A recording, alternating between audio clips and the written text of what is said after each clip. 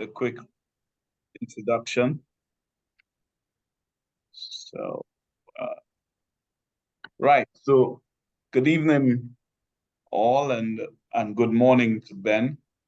And I'd like to welcome Ben this afternoon in the Caribbean from all the way down under to present for us at our CAWASA Wednesday webinar, which is held every Wednesday. And today we have Ben, who is an Australian, an on-site and decentralized wastewater treatment specialist. He has completed his master's degree in applied science in on-site wastewater treatment and has high hopes on handing in his PhD thesis on this topic if he can find the time to write it. Ben has patented technologies from his research. He has built a company that focuses on providing on-site wastewater treatment options for difficult sites. He has a passion for working with difficulty to treat effluents, and his company is Arris Water. And this evening he's going to speak about decentralized wastewater in Australia. Over to you, Mr. Ben Kele. Good morning. Well, good afternoon. And we'll get into this. We'll see if I can share the screen.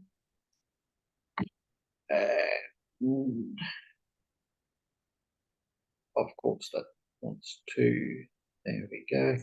Slideshow from the beginning. Everybody can see that? Correct. Right. And I realise I look to be sitting here in the dark. This is a brand new laptop. And for whatever reason, the camera doesn't seem to want to pick up the light. I'll fix that at a later date. So, yeah. Rightio. So here are some decentralised wastewater recycling ideas from the driest inhabitant continent on the Earth, which is Australia. Give you a bit of an idea of the size of Australia in comparison to North America and Central America, where you're from. So we're pretty much the size of the 48 states. But we don't have 48 states. We've only got 6 because we worked out that the more states you have, the more politicians you have. And Australians don't particularly like politicians. So my home state's Queensland. It's significantly larger than Texas, but it's only the second largest state in Australia. We like our Australian wildlife. We think that some of the stuff which is over in North America and the Caribbean can be a little bit cute, like alligators, although, you've got the Cuban crocodile over there and the American crocodile as well. We've actually had somebody eaten by a crocodile this week, which is, happens every so often. Used to be one every 4 years or so, and now it's getting to be about one every year. The mature crocodiles, they were just about shot out when they were protected in the 1970s, and the mature males now are around the 5 metre mark. And the biggest ones, the ones that manage to escape the hunting, are between 6 and 7 metres. So, yeah, they're getting quite big. Water recycling. It's very common in Australia, and it's mainly driven by water scarcity. We're more frequently in droughts than we are in floods. And, sometimes environmental protection can also be a major driver for water recycling. When I started my career, water recycling had a bit of a yuck factor associated with it, but that has noticeably decreased. Particularly in the last decade, the acceptance by the Australian public for water recycling has gone right up, and more and more projects are getting over the line, even some with indirect potable reuse. One of the things that we've learnt from our water recycling is that whatever scheme you put forward has also got to be economically sustainable, that it's got to have the maintenance budget and the operation costs associated with it as well. Otherwise, you can put together a really nice treatment chain, but if the money's not there to maintain it, and more, even just as important, trained staff being available in the area to be able to operate the water treatment plant, that the schemes will fall over. Location is very much tied to the water scarcity. Here's a climate map of Australia. So as you can see, the middle of the country is very much deserts. Majority of the Australian population lives around the coast. This is my neck of the woods in here. So you see I've got a Florida Caribbean type climate where I'm from. So along this part of the coastline through here is the Great Barrier Reef. So yeah, live in the tropics and enjoy living in the tropics. But because we've got so much desert, and down the bottom here is a temperate climate, water scarcity is a big driver towards water recycling. So I was mentioning floods there before. Recent years, I'm sure you've seen on the news, we've had massive floods, particularly in my home state of Queensland in the tropics. My business partner is a bloke by the name of Jim Kele. He lives down in Adelaide, which is in South Australia, and South Australia is Australia's driest state. The joke is that when it rained for 40 days and 40 nights in the Bible, Adelaide got 10 mil, which is the capital city of South Australia. Yeah, it's Australia is very much a country of contrasts in relation to the availability of water and the drivers for water recycling. So down in South Australia, they have massive water recycling, measured in the gigalitres, mainly used for irrigation. They've put in large-scale glass houses, and you can see them through there. There's about 60 hectares of glass houses in this particular one. Like some of those tanks in the middle there, they actually hold megalitres of water, right? We're not talking about small things. These ponds off to the side, they're over 100 megalitres each. And during the summer, when it gets too hot in those glass houses, I've actually been there where they fly helicopters over the top of the glass houses and put lime over the glass, or whitewash, to actually decrease the amount of sunlight getting into those glass houses during summer. That can be a rather interesting thing to see. And you can tell just by looking around the outside of where that big water recycling area is that it is quite dry. But small-scale water recycling schemes also apply. So South Australia's got what they call community wastewater management schemes. Sometimes they're called STED schemes. So these are small villages. All the houses and the villages are on septic tanks.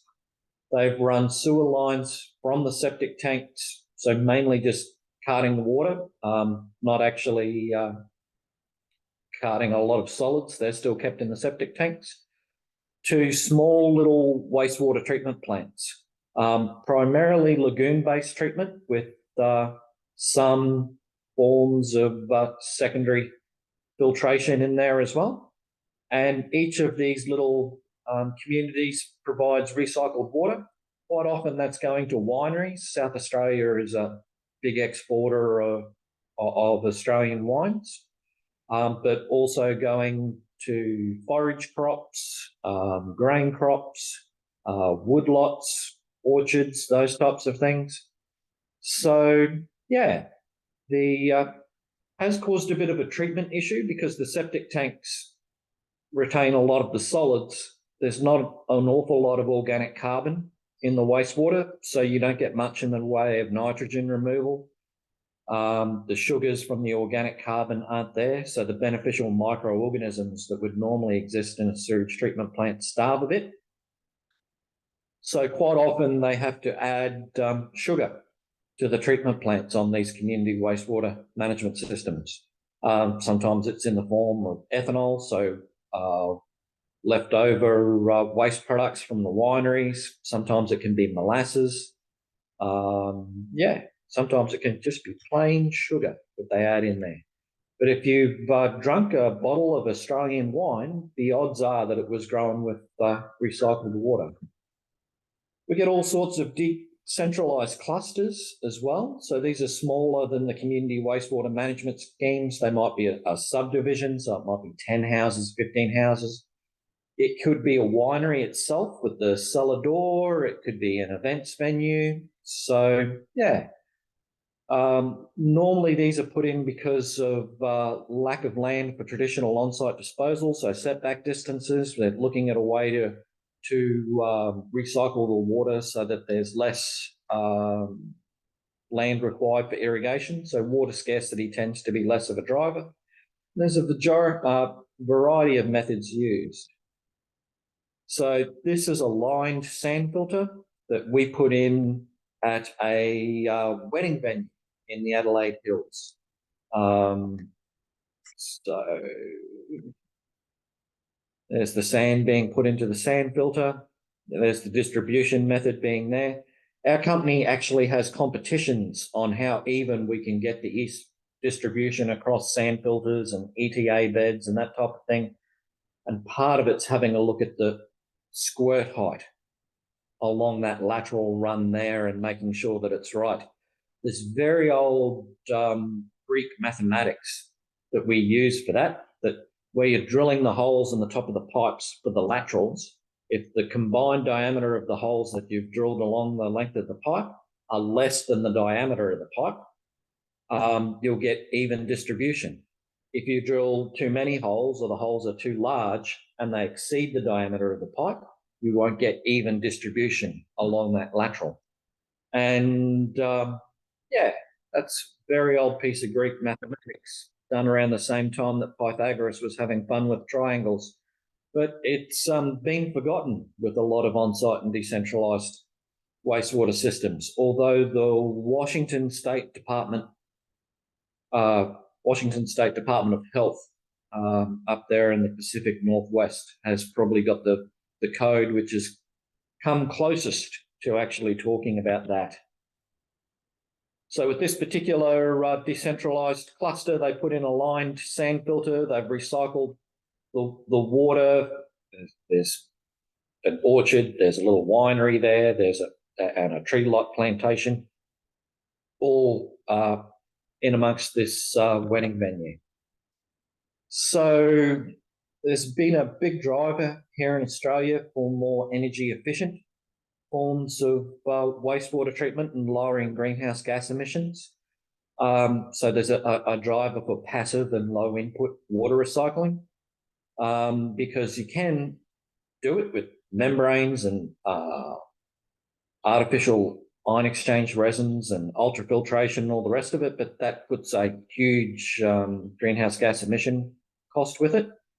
So we've done a lot of work with primary treatment performed by anaerobic baffled reactors. So it's basically a multi-chamber septic tank where you're letting gravity do the work. So you've got multiple baffles, you're making the water come in, you go up, you go down, go in, and reduces the risk of hydraulic surges. Last chamber is either a pump well or you can put in a dosing siphon or a flout in there, a sand filter to provide the secondary treatment, and collected the water from there.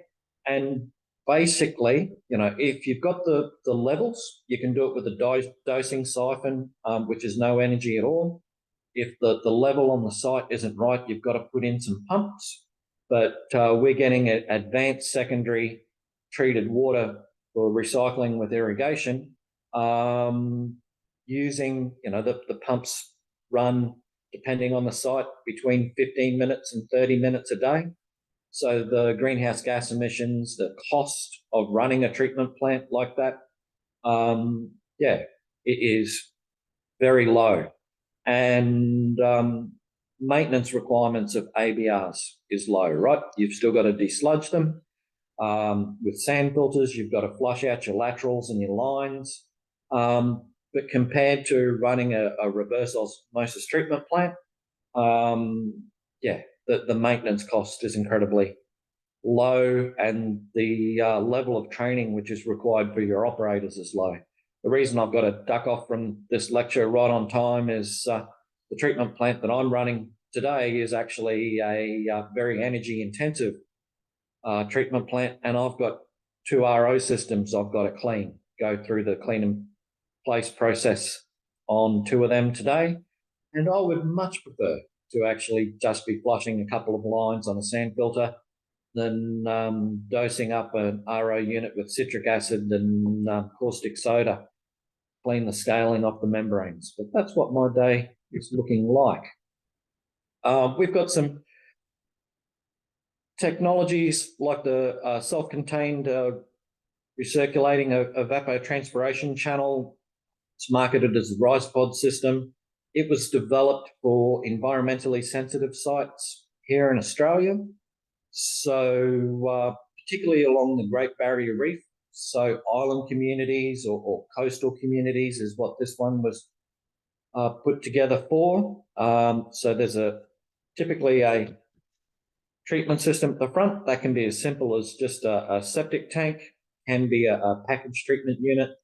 The water flows into a balance tank. The water from the balance tank goes through pods, which have got bamboo, bananas, heliconias, gingers. If we're in the tropics, tropical fruit, lychees, longans, whole range of things that we've grown in these over the years. We love growing bamboo because a mature clump of bamboo will use over 1,000 litres of water a day.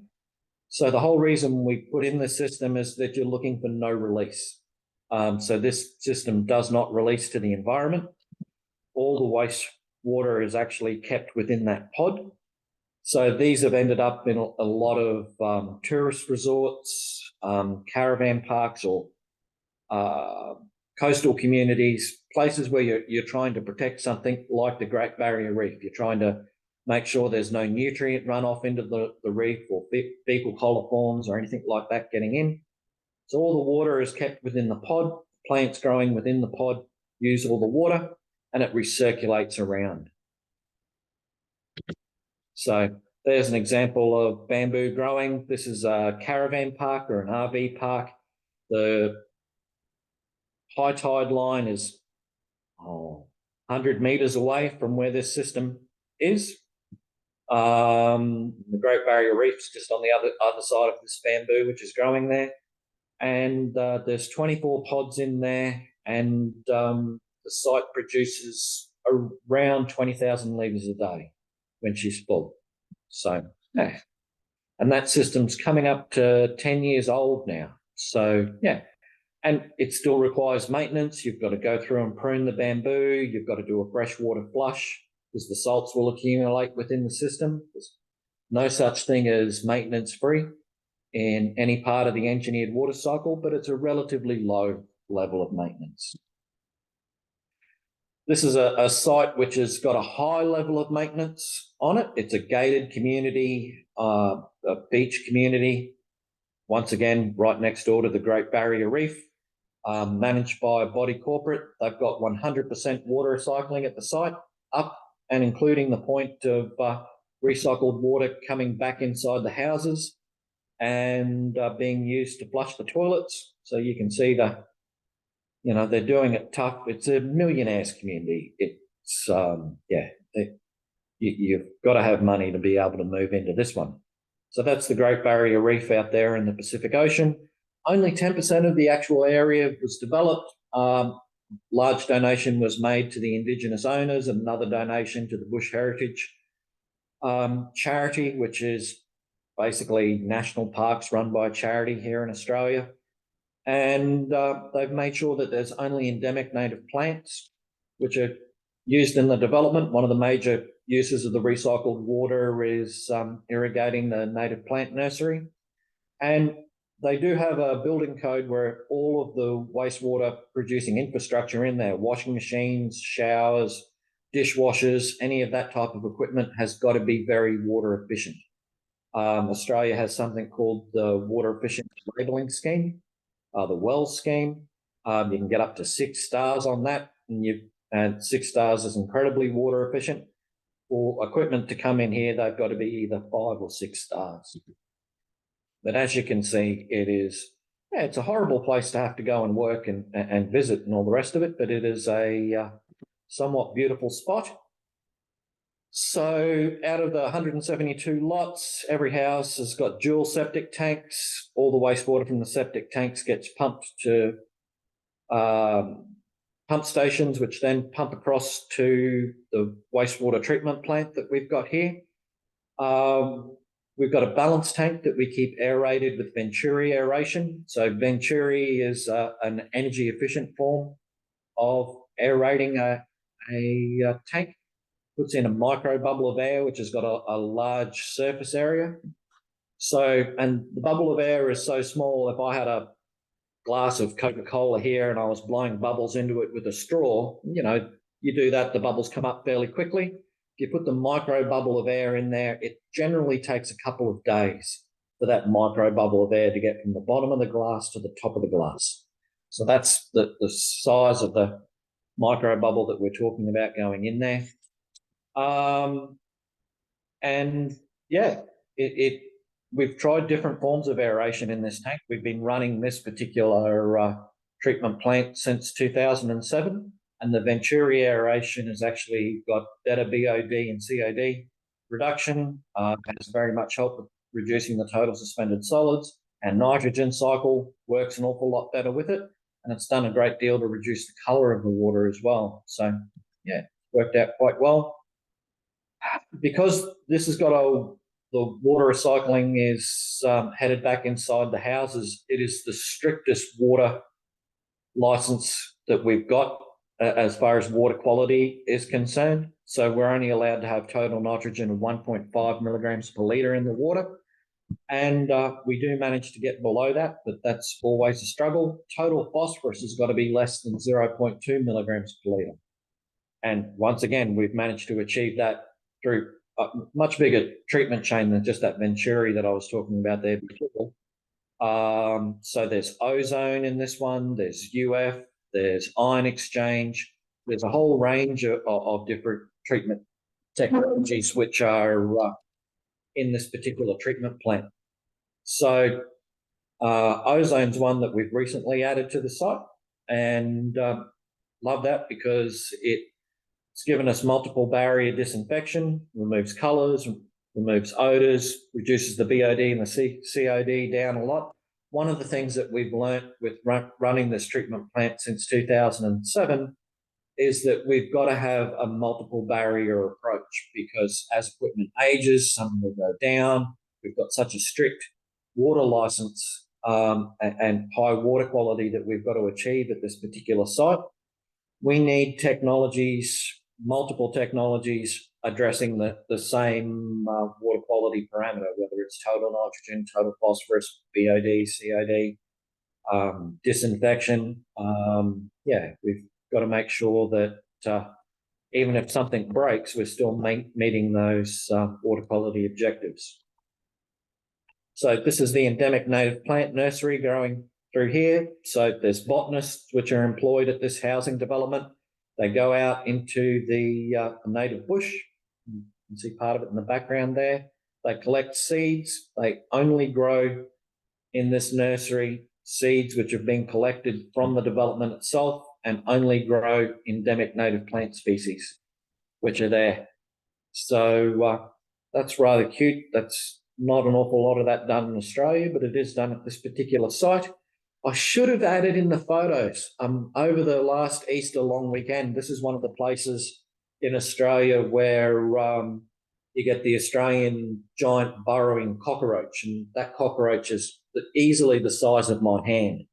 And we had a couple of entomologists on site over the Easter long weekend doing a big study on these giant burrowing cockroaches. For whatever reason, this particular year, there's thousands of females around and only a handful of males, and they're trying to work out why there's the discrepancy between in the numbers of males and females. Still don't know, but it's interesting to find there's that many females around, the males are hiding. Recycled water at this particular site is also used for firefighting, fighting fires in Australian bush conditions is a big thing. So that's another one of the reasons why we have to make sure that the disinfection for the recycled water at this site is particularly robust. So adding in things such as ozone to go with the normal chlorine disinfection and UV and other forms of disinfection which is there. So yeah, this is a good site for giant things, I suppose. So that's a relatively small example of an Australian giant earthworm. I should have put in the photo with the cockroach. That's a huntsman spider. That's a 4-inch or 100 mm pipe. So you can tell that, it's a decent sized spider. My mother absolutely loves huntsman spiders. She keeps them as pets in a house. They're always called Fang. Yeah, they're actually a friendly type of spider. We've got many spiders in Australia that will do you in and really hurt. They bite you and all the rest of it. But we tend to adopt these huntsman ones as pets. The fishing at this particular spot, 1770 Agnes Waters, where this site is particularly good.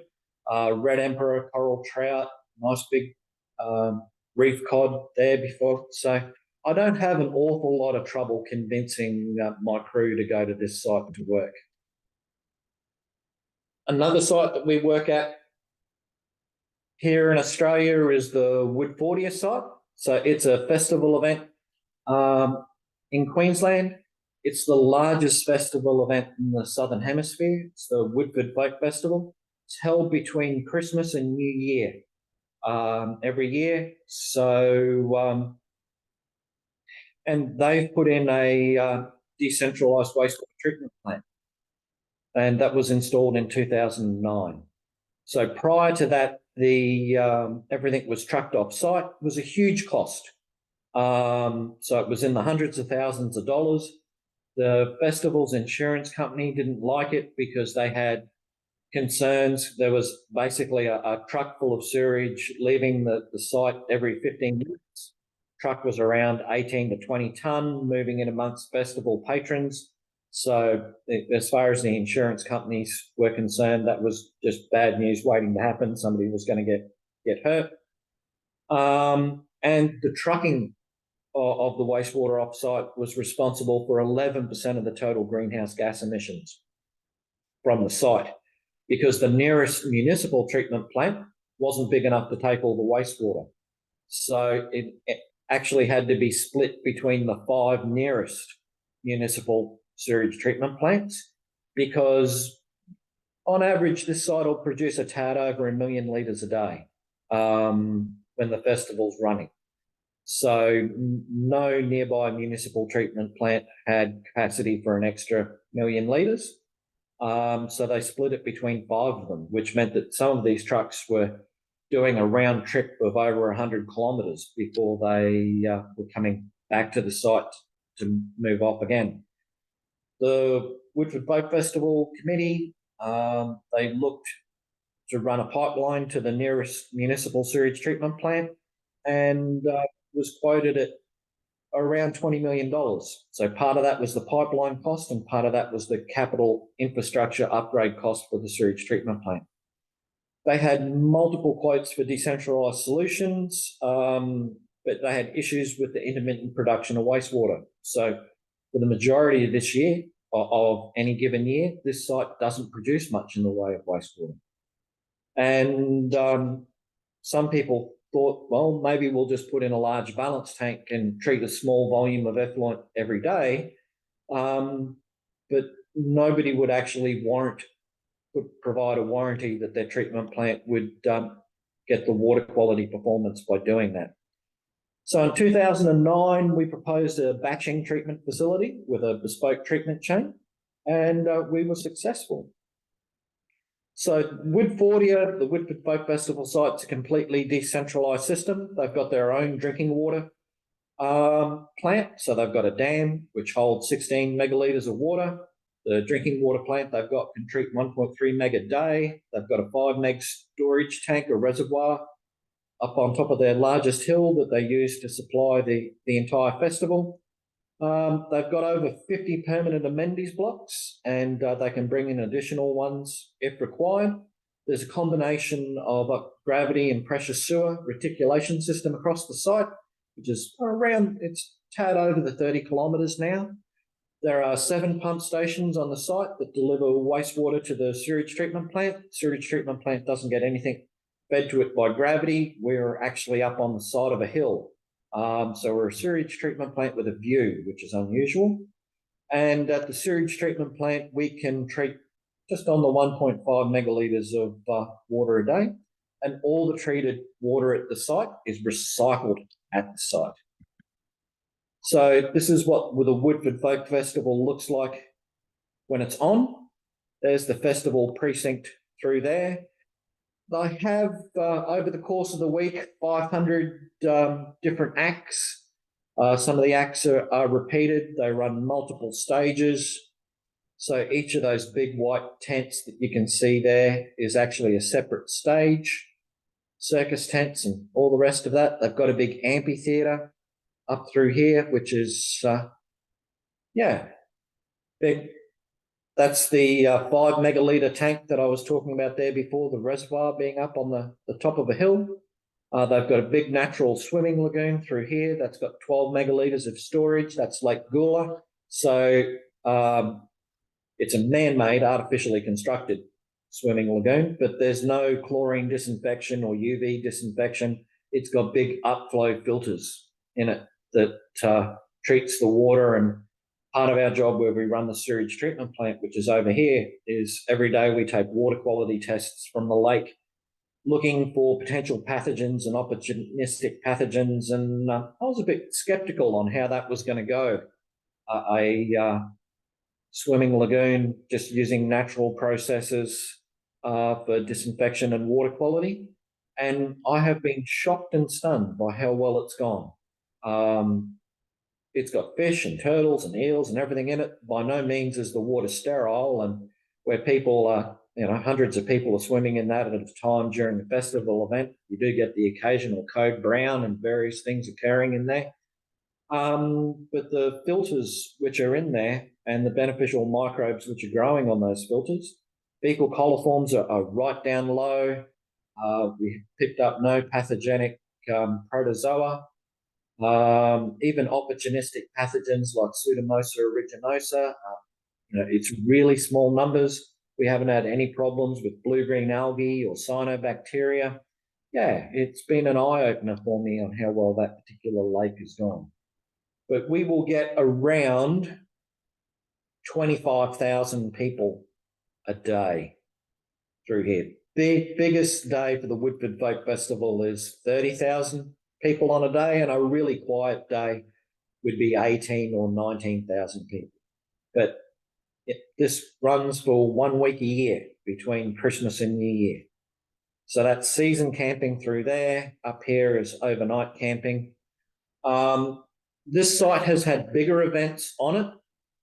There was a music festival called Splendor in the Grass, which is modern music. So bands such as Coldplay and Kanye West, Mumford & Sons, so the biggest rock bands of the day, playing.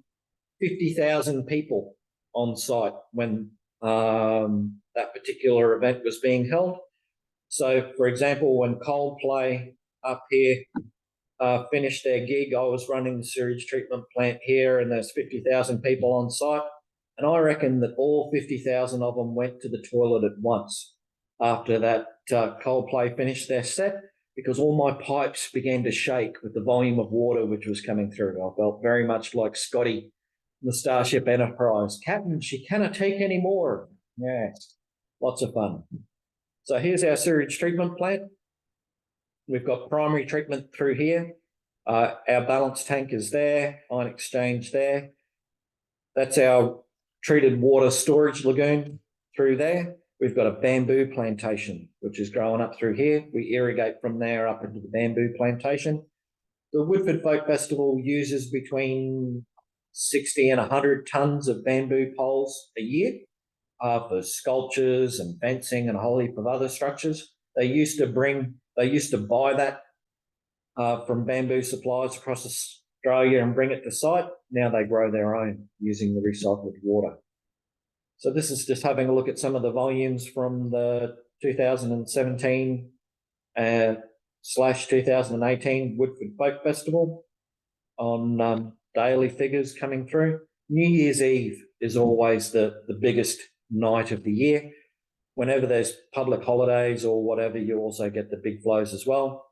If you get a drop in a flow like this, it's a good indication that it's raining.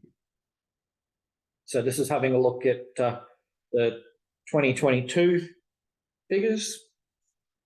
So for all the wastewater that was produced at the site during 2022, the light blue here is what was produced during the Woodford Folk Festival. There were two smaller festival events.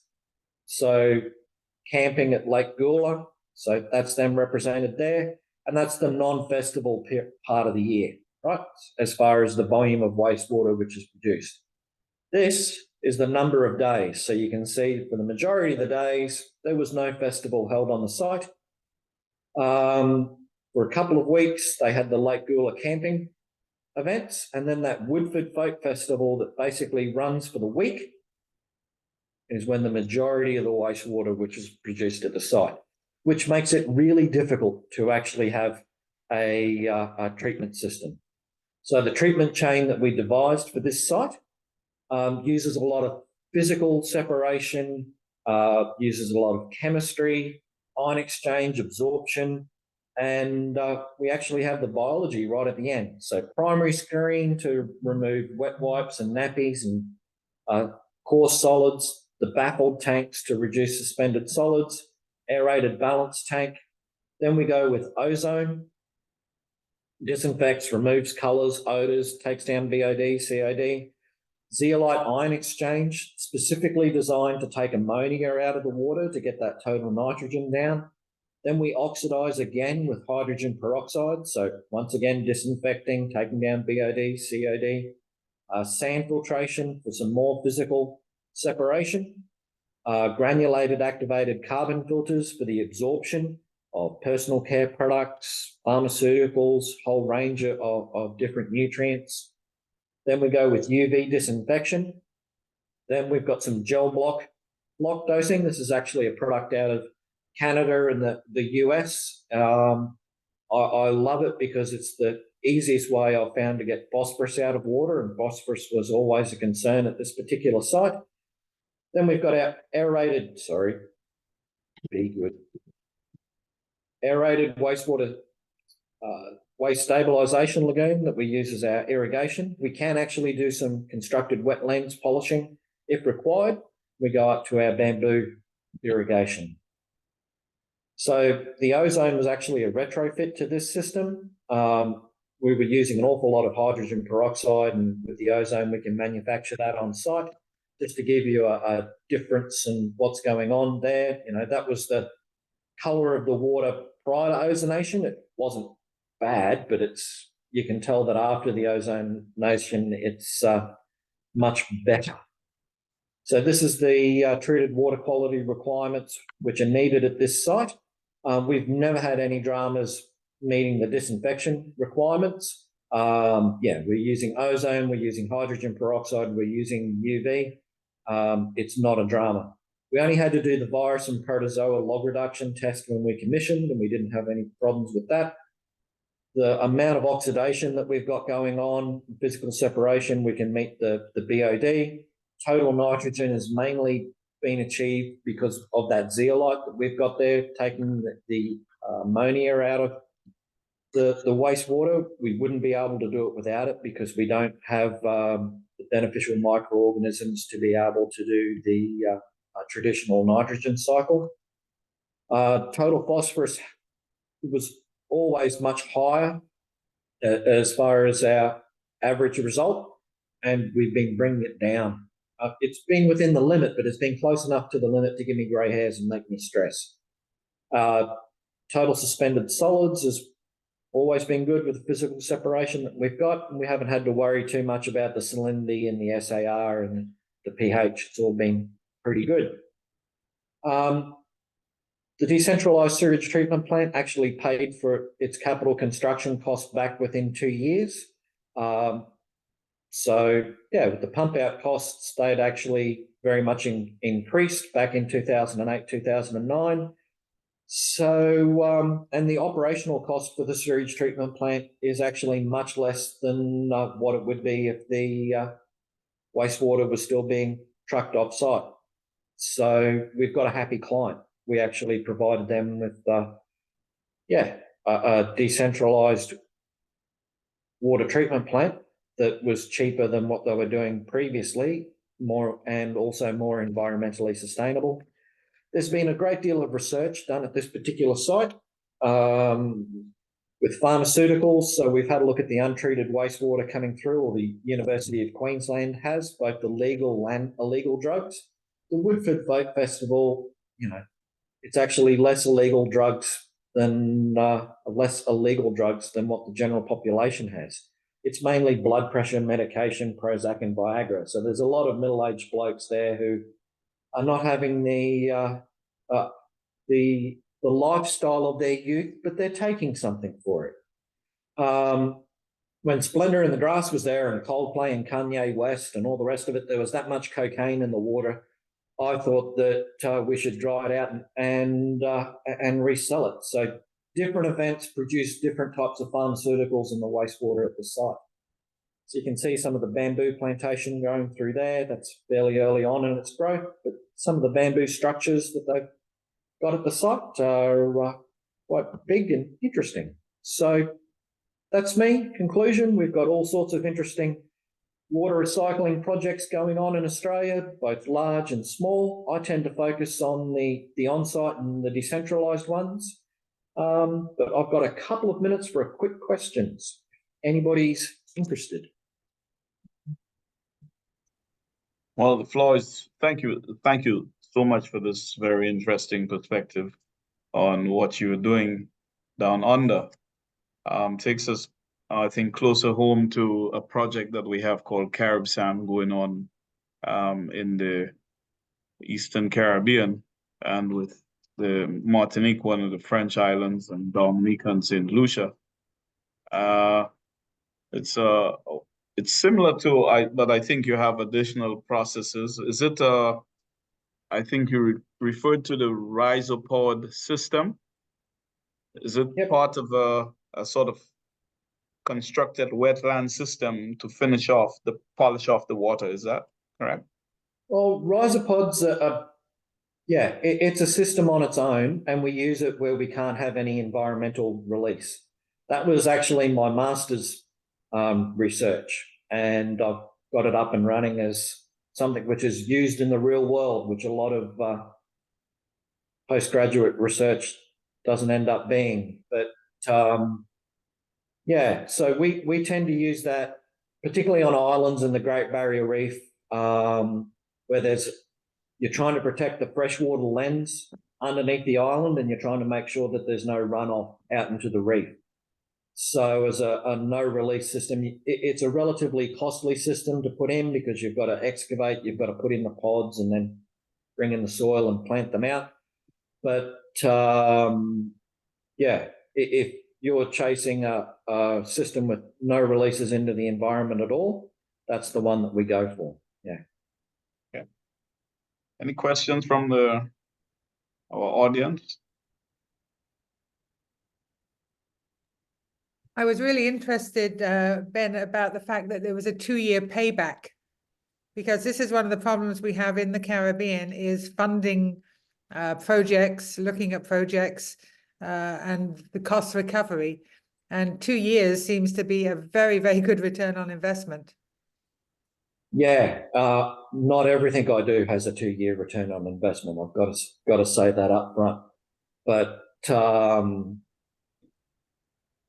things have got to be economically sustainable as well as environmentally sustainable. And if you're putting forward a treatment chain and an operational philosophy and whatever, you've got to take into account what budget is there to maintain it going forward into the future, and what skill set the people who've got to maintain it have got and require. So yeah, we've got a big focus on that, because I get very upset if something's installed and you come back in 5 or 6 years and for all intents and purposes, it's overgrown and dead and not used. So, and because we focus on that as a company, we get an awful lot of our jobs are actually going to other companies' installations and retrofitting them to make them work and make them economically sustainable. So it's important. Well, I don't see any questions in the chat except a note from Mr. Owen Gillard of Trinidad, who says, congratulations on a very robust wastewater system design. Thank you, Mr. Gill. I think Kevin Carter has his hand raised. Go on, Kevin. Great presentation, and just an amazing amount of diversity in the systems you work with. On the recycled water, in Florida, we have good public acceptance for the most part with irrigation. You mentioned you have good public acceptance for irrigation. Are you also seeing it for potable reuse and indirect potable? And how did Australia go about getting the public acceptance? Because I think that's an issue, certainly for some of the Caribbean countries. We had a massive drought, and that helped. So water scarcity was a big driver with that. Irrigation's always had a high level of acceptance. My home state here, Queensland, our major municipal, the largest sewage treatment plant in the state, the city of Brisbane, which treats 50 megalitres a day or something. It's massive, right? It's actually set up that it can pump back into the main drinking water dam for indirect potable reuse. They've never turned the pipeline on because they built that during what we call the millennial drought, right at the start of the 2000s. As soon as it was finished, it began to rain, and it hasn't quite stopped raining yet. So the dam's been full since about 2007, 2008. So they spent billions of dollars building the infrastructure to set up the indirect potable reuse scheme. We actually thought that we might actually have to turn it on this year. Oh, sorry, this wet season, because it had begun to dry out. Hadn't rained in September, October, November, and we're there. Oh, we might get to turn it on. Let's clean the membranes. Let's make sure everything's fine. And we've had 1.3 meters of rain since the last week in November. So we haven't had to turn it on, right? But yeah, the acceptance is there, but it's done during drought times rather than just done as a matter of course. But Ben, did they not have to actually legislate for potable use? Yeah. I understood that there wasn't the acceptance and that they did have to legislate. Yeah.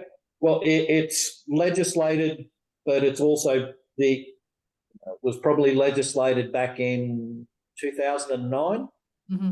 And but the level of acceptance since then has gone up. Yeah. And I've got to go. Yes.